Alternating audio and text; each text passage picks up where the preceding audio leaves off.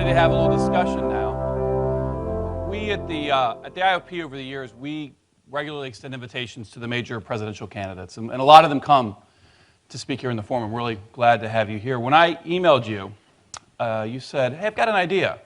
Let's do a screening of a documentary. Let's talk about American exceptionalism, and then we'll talk and we'll do some Q&A. That's not the normal way that the candidates respond to our invitation. We said, sure, let's do it. And you actually told me, go on the website, pick out one. And I hope you all like this one. I picked this one out. Why'd you want to do it this way? Why'd you want to show the documentary and then talk about it?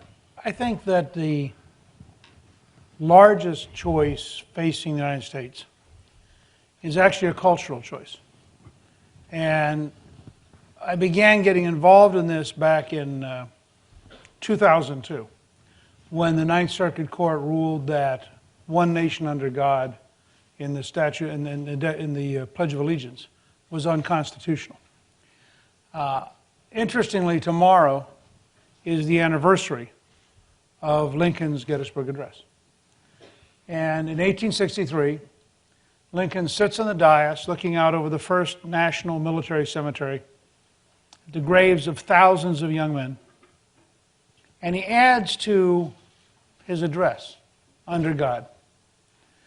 Those of you who think that was just a random notation, go to the Lincoln Memorial, where on one side you will see one nation under God. On the other side you'll see his second inaugural, March of 1865, 4 years of war, 620,000 dead Americans. Lincoln took the war as a personal responsibility. He knew that at any point where he would accept the South leaving, the war would end. So in a sense, he willed the preservation of the Union at the cost of 620,000 dead. It fundamentally reshaped him as a person. You can see this if you read his magnificent, rational, lawyer-like speech at Cooper Union, 7,200 words in February of 1860, and then read 1865. In 702 words, Abraham Lincoln refers to God 14 times and quotes the Bible twice. Now, I responded to the Ninth Circuit much like Lincoln responded to the Dred Scott decision in the 1850s, which said that slavery was automatically extended across the whole country. Because I honestly believe that we are either an exceptional nation endowed by our Creator with certain unalienable rights, in which case each one of you is personally sovereign, and you loan power to the state. The state does not loan power to you. I believe that was the heart of America. I think the Founding Fathers wrote it very deliberately. It represented the essence of their understanding of life. That's why they start out by saying we hold these truths to be self-evident. And I believe we're in a great cultural struggle, of which this campus is one of the centerpieces, between people who believe that that's all nonsense, that we're essentially randomly gathered protoplasm who happen to have lucked out and then ended up geographically in a place that has reasonably good government that has not yet been totally destroyed by power-hungry politicians, but that there's no inherent underlying structure of exceptionalism. And this notion of exceptionalism is at the very core of being American. It's why the Wright brothers, the Wright brothers and the Smithsonian are engaged in a competition. The Smithsonian got $50,000 from Congress and failed. The Wright brothers got nothing and invented the airplane. And it's not the Congress, I'm not saying there's good government, bad government. I'm saying the spirit of entrepreneurial pioneering, the spirit of creating things, the spirit that any one of us in this room can be virtually anything, is a peculiarly American experience. Arnold Schwarzenegger gets to be governor of our largest state, worth hundreds of millions of dollars. If he had stayed in Austria, it would have been hopeless. Nobody of his background could have become president of Austria. It would have been an absurdity. Yet here he can.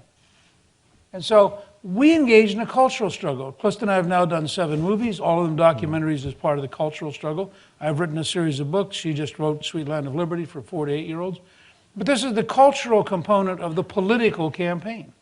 I'll give you one example. I have a proposal that if you get unemployment compensation, you should be required to sign up for a training program. That we should not give people money for 99 weeks for doing nothing. that it fundamentally undermines them, limits them, weakens them.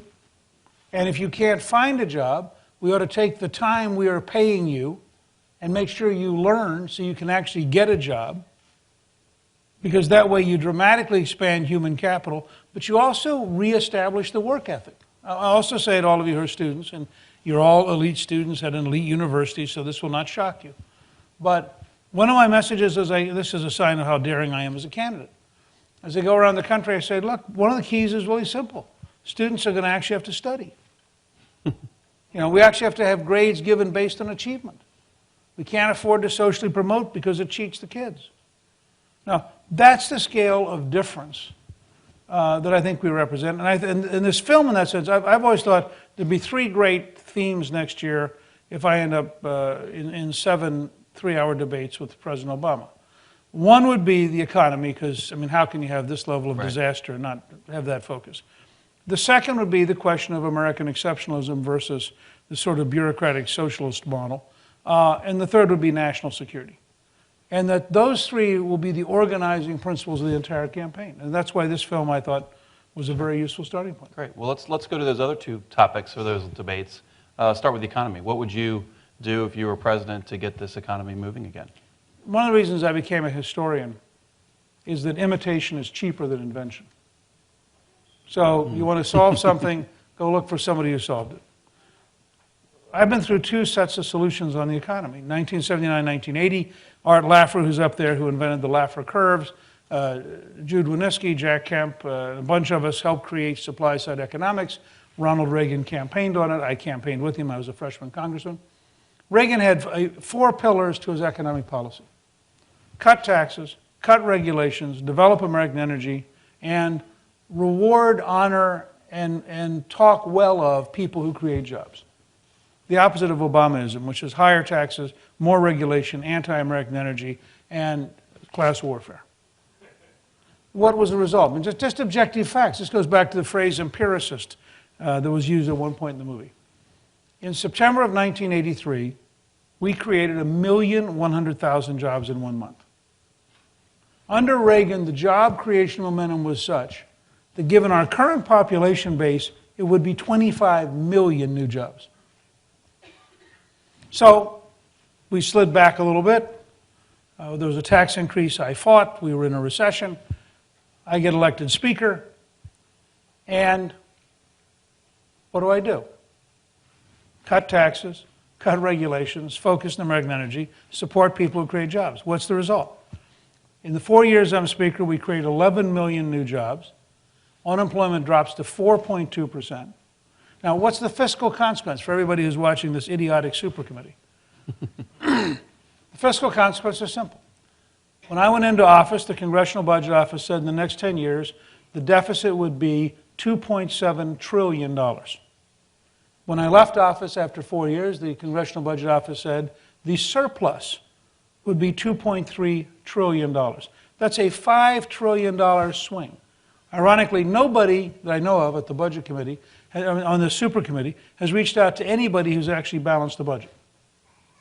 And I'm the only speaker in your lifetime to balance the budget for 4 years. Why did it happen like that? Well, if you create jobs, you take people off of Medicaid, off of public housing, off of food stamps, off of unemployment, off of welfare. So you're reducing government spending without pain. No, you're not going out here and chopping people off. They're leaving to go to work. When they go to work, they are paying taxes. So you actually have a reduction in cost, a rise in, I'm for higher revenue, I'm just against taxes. You have a rise in revenue, and the consequence of those is the largest single step you ever take to a balanced budget. So the third pillar, or the third topic of conversation you wanted to have with President Obama if you were the nominee, is involving national security. How would you keep our country safe? What do you see as our role in the world? Well, I think first of all, and this might be moderately controversial, we are in the world. There's no conceivable isolationism that will work. And that's very important, because once you start out by saying we're in the world, then you say, okay, so if we are an exceptional, unique civilization, how do we defend our interest in the world? How do we express our values in the world? And that becomes a very large and very complex question. I'll just take two examples. Let's take China and radical Islamism, both of which require fundamental thought. The president just engaged in symbolic behavior in Australia. We're going to send 2,500 Marines to Australia. Now, that's irritating the Chinese, but I doubt if it's impressing them. They have the largest army in the world, and the idea of 2,500 Marines. I'm an Army brat. I express a certain bias. Those of you who are Marines, Semper Fi. I'm just telling you, 2,500 Marines ain't enough. And yeah, it's actually a useful thing to do. I'm not against doing it. But it's not central to our relation with China. If you really want to worry about China, ironically, you have to worry about the United States. What are the key factors? Rebuild our industrial base, rebuild our science and technology base, rebuild our education system. If we get America straight, the Chinese won't catch up with us in 100 years. If we don't get America straight, the Chinese are going to pass us because we're stupid. Now, it is not possible for us to make an argument with the Chinese that they owe it to us to be as dumb as we are. And so if we really want to compete with China, we have got to focus, and this came straight out of the Hart-Rudman Commission, which I helped create with President Clinton, and when I stepped down, he asked me to serve on it. And we spent 3 years studying American national security, reported in March of 2001. We said the greatest threat to the United States is a weapon of mass destruction going off in an American city, probably by a terrorist group. We said the second greatest threat to the United States is the failure of math and science education and the failure to invest in science and technology. And we then said what I thought was a startling thing for a national security report. We said it is a greater threat than any conceivable conventional war. So I would argue that fixing the schools, fixing the industrial base, rebuilding our investment in science and technology are national security issues.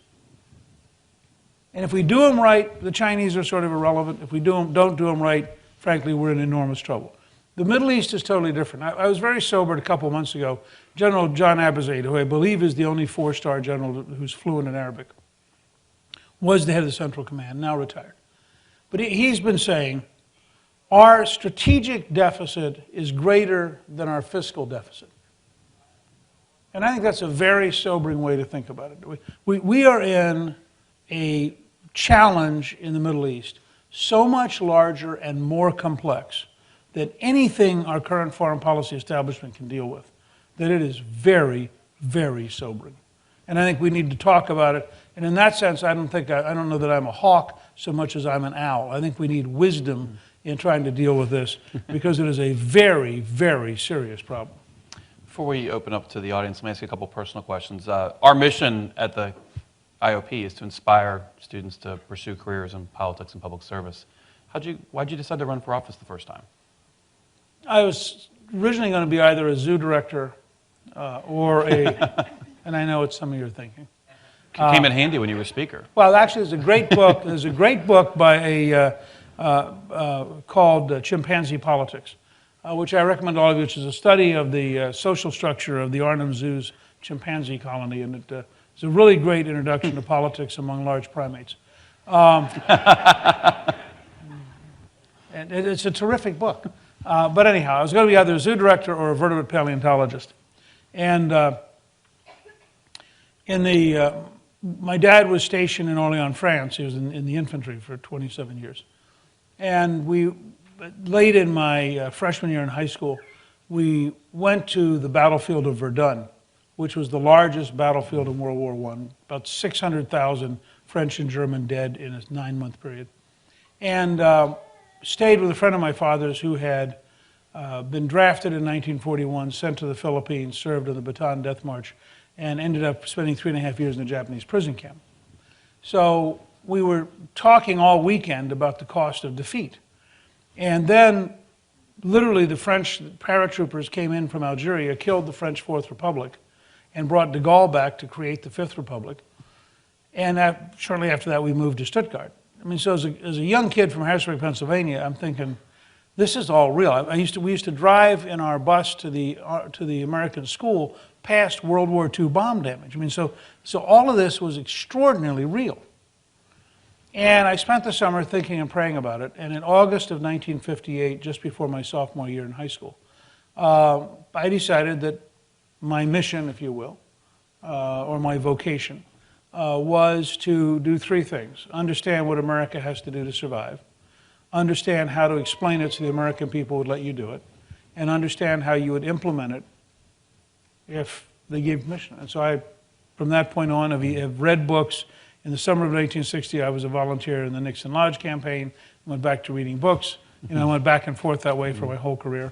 And so I've been actively, this is my 53rd year of trying to understand what we have to do as a country. Okay. Well, my last question, this is one a student asked me to ask you. We're in a part of Harvard named after President Kennedy, who was the first Catholic president of the United States and the only Catholic president to date.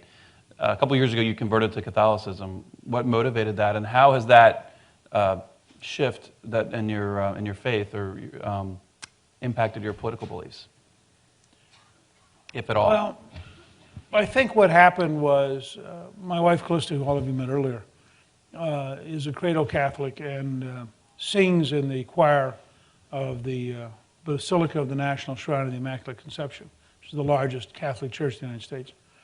And so, just to be supportive, I used to go every Sunday and watch. Being a good husband, right? And plus, given my musical skills, they thought my sitting in the audience was a terrific Good spot for you, yeah. Yeah. But I found myself over time, I think part of my soul is medieval.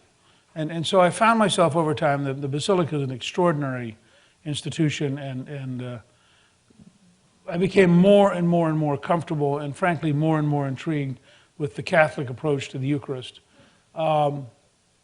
And I got involved in long conversations with Monsignor Rossi, who is the rector of the Basilica.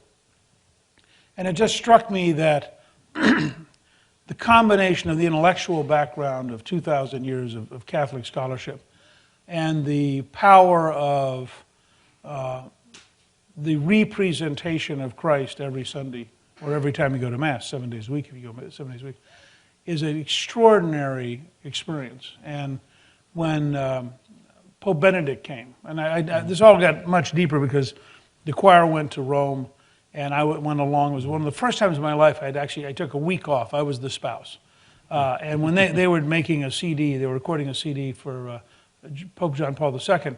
And so I spent the afternoon and the evening relaxed, and then they'd come back about 11 o'clock at night because they had to do all their recording in the evening when the church that they were in, Santa Maria Maggiore, was closed to tourists. And so Monsignor Rossi and I would talk, and then when they came back about 11 o'clock at night, we'd go to some fabulous local Italian restaurant in Rome, and my job was essentially to provide the wine. And so I was very popular with the choir. Yeah. And, but the course of those conversations started the process of thinking and talking about the role, the centrality of religion. And when Pope Benedict came, I was allowed as a spouse to be at the Basilica when the bishops met with the Pope, and I happened to see him.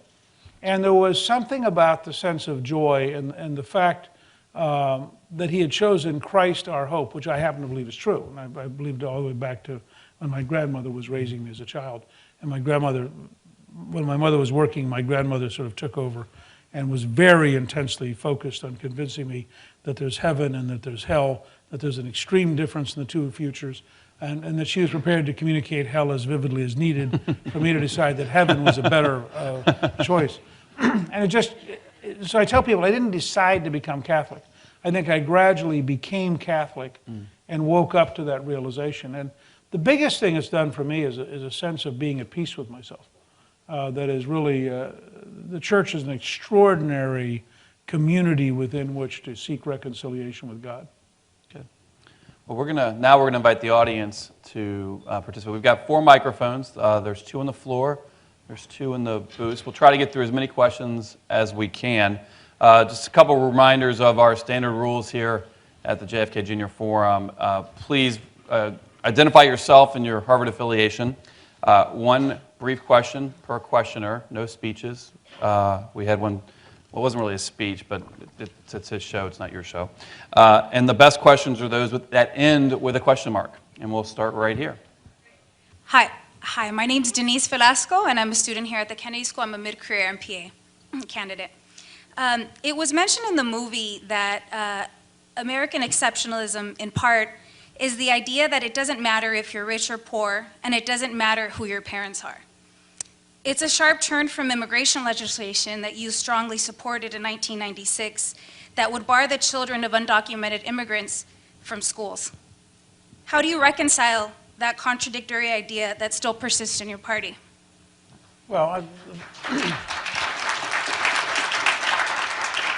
I think we have a long tradition of being the most open to immigration of any country in the world.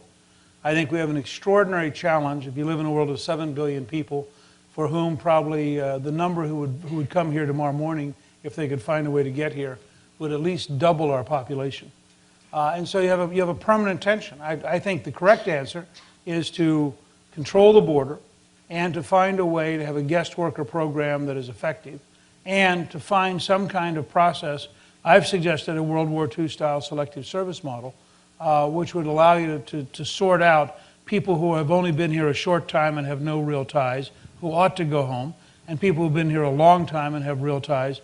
And the Kriebel Foundation has suggested what they call a red card program as a way of giving people a path to legality without having a path to citizenship. And I'd like to see us get to a point where everybody who remains in the U.S. is legal and has access to all of the assets of the United States. But Even I think the it's a children of complicated undocumented transition. immigrants? Huh? Even the children of undocumented immigrants? If they are here and they go through this process and they end up with a red card, yes. If they don't end up with a red card and they don't end up with a guest worker permit, I would not allow them to stay here. I mean, I think that, which is why I think you've got to render judgment. I don't think we're going to take someone who's been here 23 years and who has 3 kids and 2 grandkids and belongs to a local church and has been totally law-abiding since they got here. I do not believe we're going to kick them out. And I think we ought to have an honest conversation about immigration reform, not just each side yelling at each other. Thank you. Next question right here. Yes. Hello. First of all, thank you very much for coming here and speaking to us and for this interesting movie. My name is Bernhard Metz. I'm an MPA student at the Kennedy School from Europe. And I have a question on what do you think about Europe? Well, which part of Europe are you from? Bavaria. So the movie and the definition of exceptionalism. I like beer. I'm sorry? Say he likes beer. Everybody likes from beer. Bavaria, I like beer. Does that count as a But they don't sign? like American beer that much. But okay, you can. Well, actually, I like Guinness more because I'm half Irish. So Yeah. I actually like Czech beer, but that's a different story. Okay. You got, we're enjoying it, but you had a question. Pilsner or Cal, or what you say? Pilsener Urquell. Okay. Okay. So, you so were asking. the movie based the definition of exceptionalism to a high degree on differentiation from, as was mentioned several times, corrupt, unfree Europe and other parts of the world, which was certainly true 250 years ago. And I totally agree that there were good reasons for coming to the free United States. But then afterwards now you also mentioned that you think that Arnold Schwarzenegger couldn't have become president of Austria. So I'm wondering, do you base your perception of Europe on historical facts, or do you still think that Europe is a dictatorship? And if so, Well, I didn't say it was a dictatorship. I said essentially there's a class system that is very hard to break through. It's still true even in Great Britain. I mean, there are extraordinary differences of class and who gets to rise and who doesn't. The political party systems are dramatically more closed than they are here. I mean, look at our wild and wide open political presidential races, whether it's last time when the heir apparent got defeated by Obama, or it's this time when we can't figure out who the front runner is because they don't last long enough. This is the most open to talent system on the planet. Now, that's just an objective fact. But I was describing cultural and caste and societal behaviors that had nothing to do with dictatorship. It has to do with the fact that Europe tends to be run by oligarchies who love cartels and who try to avoid the public by burying everything in bureaucracy. Just look at, I did my dissertation in Brussels. Just go look at the common market bureaucracy in Brussels and the degree to which it represents a bureaucratic control of Europe hidden away from the average person. There's dramatically less democracy in Europe than there is in the United States. there are 25,000 bureaucrats in Brussels running a system of 500 million people. Average city in the United States has more bureaucrats. But okay, That's not a question, so I'm done. Okay, good. Thanks. Up here. Hi, Speaker. I'm Holly Flynn. I'm a freshman at the college. And two details from your film really stood out to me. One was Phyllis Schlafly's commentary, and the other was the characterization of women winning World War II as a negative image. So I'd like you to clarify your stance on women's rights, and I'd like to hear what you would do to ensure gender equality in the United States, given that even today women make 77 cents to every man's dollar. The latter is going to change dramatically in the next generation because more women are going to college than men, and they are doing better than men, and they are entering professions more than men. And in fact, if anything, you'll be here in 15 years wondering what we do about male inequality and male unemployment, because the people who have had the deepest decline in income, in fact, are males who don't go to college. But that'll be another story another day. On Schlafly's case, the only thing I thought that Schlafly really talked about was that if you redistribute wealth, you took money from somebody. And you have to ask the moral question, by what right are you taking money? Why does this group on this side of the room have the right to take money from this group on this side of the room? I thought that was all that Schlafly talked about. So I'm not quite, I understand you may have other arguments with Schlafly, but it struck me that was the only thing. I think the point he was making about Rosie the Riveter was not that Rosie the Riveter wasn't important. I suspect he would have said, had the same school taught about the Women's Army Air Corps, had they taught about women's roles in ferrying aircraft, etc., he would have found it much more appealing. But he was trying to make a point about the way we approach World War II. World War II was probably as elegantly fought and as heroic a war as we've ever had. And it involved an enormous amount of sacrifice. And that is not the model that is normally taught. I mean, the example again is trying to discuss Hiroshima and Nagasaki without discussing Pearl Harbor, or without discussing what the estimates were of casualties if, in fact, we had not used the atomic bomb. I mean, it's pretty easy to say, boy, that's really terrible to use an atomic bomb. It's pretty hard to say, okay, you're Harry Truman. You're being told 5 million Japanese and 1 million Americans will be killed. Now, you have two choices. Which do you do? Charlton Heston was one of the 18-year-old paratroopers in training to go into Japan. He said he was eternally grateful because he frankly didn't think he'd live. If you looked at Iwo Jima and you looked at Okinawa, you looked at the casualty rate, and you projected and said, what was this going to be like? And I think what that particular author is talking about is that there's a consistent bias against American heroism, American decency in the modern academic elites. Down here on the floor. Thank you. My name is Daniel Feng. I'm a mid-career MPA student here at Harvard Kennedy School of Government. Speak of American exceptionalism, Mr. Speaker. In 1998, under your speakership, the Congress passed the Foreign Affairs Reform and Restructuring Act, which, among other things, abolished the U.S. Information Agency. Now, this has received criticisms along the way. The typical example is 4 years ago, the Republican presidential candidate, John McCain, made it his campaign pledge to re-establish Information Agency. Now, my question to you is, in hindsight, do you think it was a mistake to abolish the agency in 1998? And would you seek, if you are the president, seek to re-establish this agency or something to that effect, to revitalize American public diplomacy? Why and why not? Okay, it's a great question. I think it was a mistake.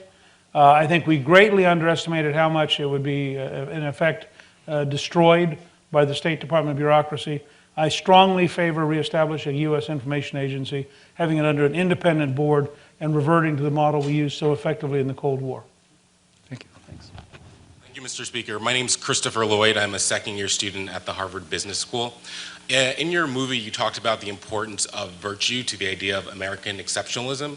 I was wondering if you could talk about some of the ethical principles that drive your decision-making, and also, given some of your public ethical lapses, how can America be sure that you'd be a virtuous president? Well, I think, first of all, that as a general rule, what the Founding Fathers meant by virtue was, in fact, their behavior in public life and their commitment to the country and their dedication to the country. And I think that in that sense, As I said earlier, I've spent 53 years trying to understand how to help save this country. I've had a very long and consistent career in terms of advocating a whole set of values that involve smaller government, lower taxes, balanced budgets, and strong American nationalism. And I think you can look at my record overall, and then you have to decide for yourself. But I think in terms of being both consistent and willing to absorb a pretty substantial beating from the elite media, I'm probably as willing to sacrifice for this country's future as anybody you've seen in public life in your lifetime. And I do it because I think in the tradition of my stepfather, who, as I said earlier, was a career infantryman for 27 years, I think some citizens have to be engaged directly in trying to stand up for the country. Speaker Gingich, thank you for your service and for your time.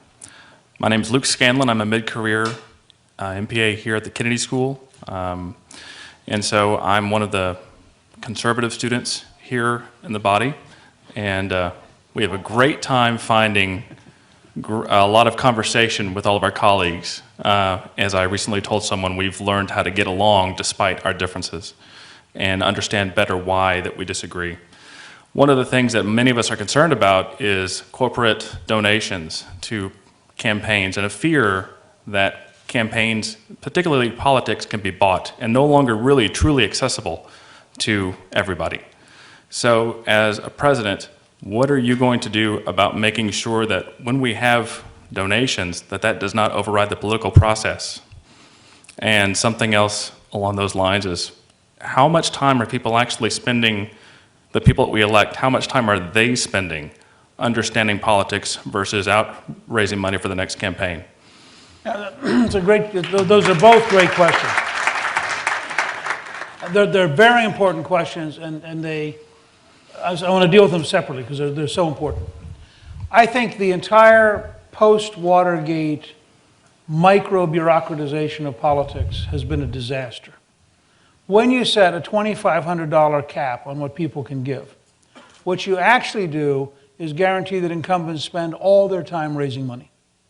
And their goal is to create a mountain so high that no challenger can match it, because the challenger has to go out and try to raise $2,500 units, and they can't do it. Now, some of you say, well, there's too much money spent in politics. I would just say to you, this is a very expensive country. Look at the amount of money we spend for cat food. I mean, look at the amount of money we spend for deodorant. I mean, this is a very expensive country. You're trying to deal with a government that is a $4 trillion government. You're going to have a lot of money spent in some form. I think we'd be vastly better off to have a very simple law that says anyone can give any amount of after-tax income as long as it is reported every night on the internet, and you would overnight reduce the amount of time people spend raising money.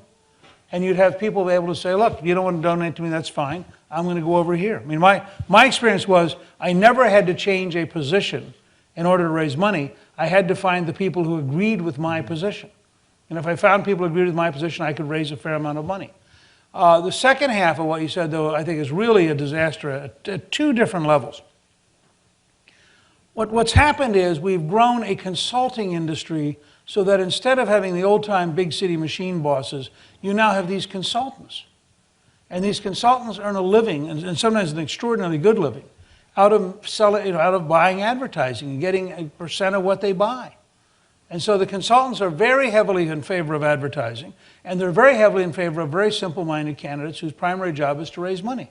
So the ideal consultant model is you go out and raise money. In order to hire me, I will then write talking points for you to get through the news program, and I will then take the money you hired to write really vicious 30-second ads and push-pull polls and other things, so you'll win the election, and then you'll arrive in Washington knowing nothing.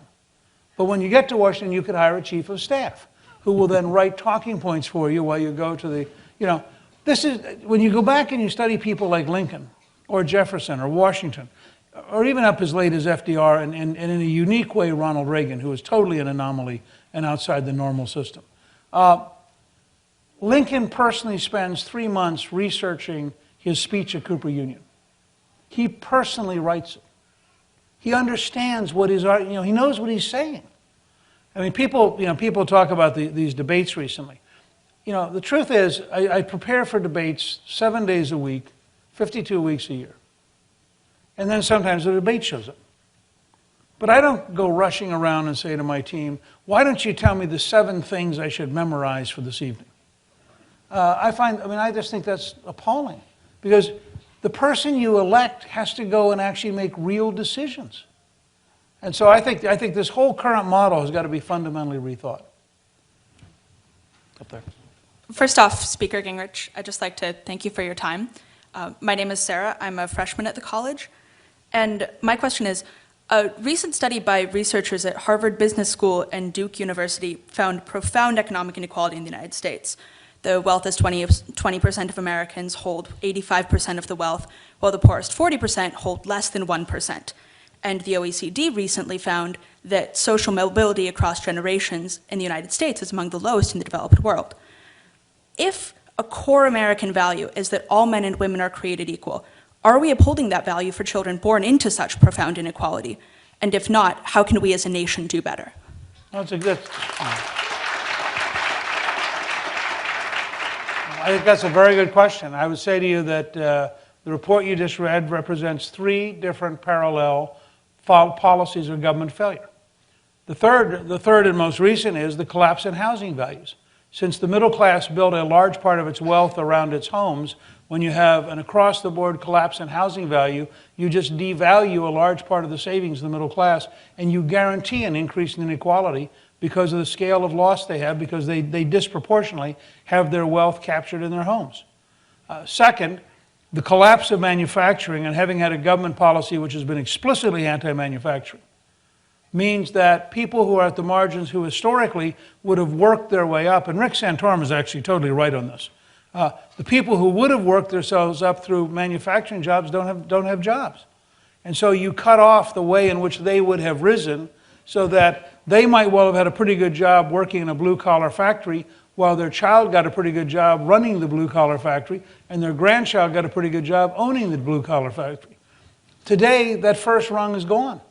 Third, and this is something that no liberal wants to deal with, the core policies of protecting unionization and bureaucratization against children in the poorest neighborhoods, crippling them by putting them in schools that fail, has done more to create income inequality in the United States than any other single policy. It is tragic what we do in the poorest neighborhoods in trapping children in, first of all, in child laws, which are truly stupid.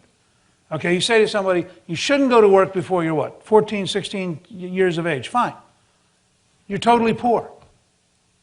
You're in a school that is failing with a teacher that's failing. I tried for years to have a very simple model. Most of these schools ought to get rid of the unionized janitors, have one master janitor, and pay local students to take care of the school. The kids would actually do work. They would have cash. They'd have pride in the schools. They'd begin the process of rising. You go out and talk to, as I do regularly, talk to people who are really successful in one generation. They all started their first job between 9 and 14 years of age. They all were either selling newspapers, going door to door. They were doing something. They were washing cars. They all learned how to make money at a very early age. What do we say to poor kids in poor neighborhoods? Don't do it. I mean, remember all the stuff about don't get a hamburger flipping job? The worst possible advice to give to poor children. Get any job that teaches you to show up on Monday. Get any job that teaches you to stay all day, even if you're having a fight with your girlfriend. I mean, the whole process of making work worthwhile is central. We have cut, and this is a huge, you put your finger on it. I take seriously that every American of every ethnic background in every neighborhood has the right to pursue happiness, and that it was endowed by their Creator. That means you're going to see from me extraordinarily radical proposals to fundamentally change the culture of poverty in America and to give people a chance to rise very rapidly. One last example. Jack Kemp and I worked in the 80s on a concept where people in public housing could acquire sweat equity by taking care of the public housing. They could ultimately, over time, own the public housing. We were deeply attacked by liberals in the Congress who said, do you realize in New York City, if you allowed poor people to acquire ownership of their condominiums, they could sell them for over $1 million, and they wouldn't be poor anymore? And we said, yes. I mean, do you realize what you just said? And the people who most opposed it were the housing unions who did not want to see the housing authority replaced by poor people rising to middle class status. I just share those ideas. probably only got time for 2 more questions, so this one and this one, try to keep them brief, and I apologize to the others. Mr. Speaker, first, thank you so very much for your service, and also thank you for your intellectual representation of conservatism. I greatly appreciate it on a personal level and on a level much bigger than myself. Just before getting my question, I want to remind everybody that disagreement does not need to entail disrespect, and unfortunately, sitting in the audience having to listen to snickers and sneers and all of that upon your video, I find that quite unfortunate that could occur here at such a wonderful university. And now to get to my question. I'm sorry, what's your name? My name is Justin Smith, and I'm an alum of the Extension School. So I actually really did work my way into Harvard, you could say. My question is this, Mr. Speaker. Many characterize a lot of the things that you have done as your tenure as Speaker and as a politician, such as having the video afterwards with Nancy Pelosi and working with many Democrats is going to be your Achilles heel in this primary. But don't you think you could characterize that as your one really true advantage, that in this time where things are so polarized, as we've seen with these 99 and 1%ers, that, and as you said, we are the 100%. I mean, isn't that not your biggest advantage? Well, I'm not sure it's my biggest advantage. But look, I do think it's an advantage, and I think, frankly, the Pelosi ad was a mistake. I've said it was just a dumb ad. But on the other hand, I'm prepared to debate any conservative about the time I spent going around the country with Reverend Al Sharpton, talking about the importance of charter schools, going into black neighborhoods where he had real standing and where people listened to him. And I would argue that anyone who truly wants to govern America has to be prepared to go into every neighborhood of every background in the entire country.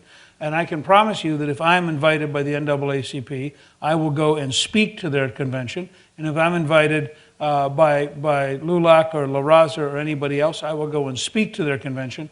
We have to become a country in which we're prepared to speak across boundaries. When we passed welfare reform, it was 101 Democrats voting yes and 101 Democrats voting no. It is possible to govern in a bipartisan manner. Remember, nothing I accomplished as Speaker would have become law without Bill Clinton's signature. So you have to, nothing that Ronald Reagan wanted to have accomplished could get through the U.S. House without 1/3 of the Democrats, because O'Neill was the Speaker. And so we had to peel away 1/3 of the Democrats on every key vote in order to pass things in Reagan's first term. So I've had a long experience of doing things this way. I do want to put in two quick commercials. If you'd like to know more about what I'm doing, go to my first name. It's newt.org. And I do want to ask all of you to I'm not going to ask any of you to be for me, because if you're for me, you'll vote yes and go home and hope that I fix it.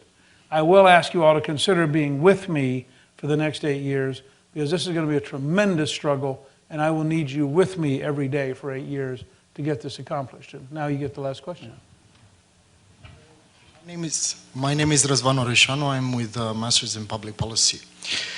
I would ask you to comment whether or not you would extend the concept that you presented before us, the American exceptionalism, to the situation where 180 countries in the world pay, for example, their dues to the United Nations, and the United States does not.